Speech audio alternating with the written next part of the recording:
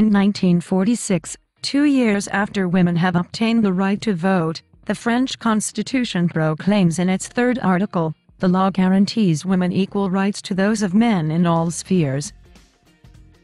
In 1972, the first law on equal pay enables women to assert their autonomy by the recognition of the principle, an equal work for an equal pay. In 1983, the first law on professional equality between men and women was enacted. It gave women visibility in particular with regards to employment, training, working conditions and career development. In 2001, Gayness and Lockham strengthen and update the 1983 law by encouraging the implementation of new measures. Through this law, the legislature proved the need to promote equality between women and men.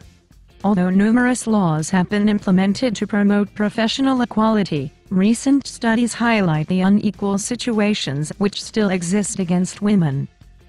The French society vehicle for decades gender stereotypes, with one side men who are strong and the other side women more sensitive. These stereotypes are partly responsible for inequalities between women and men.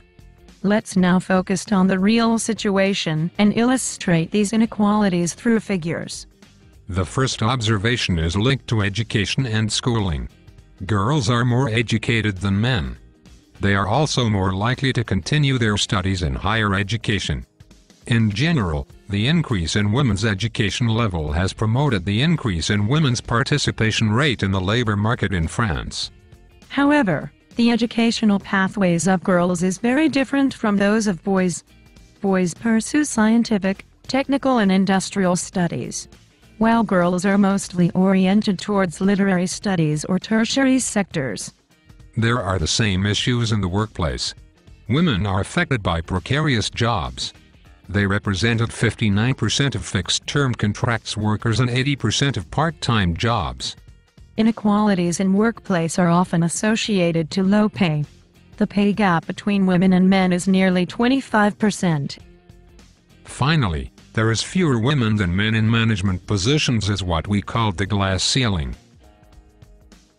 To conclude, women are more educated, but men are more employed and make more money. But times are changing.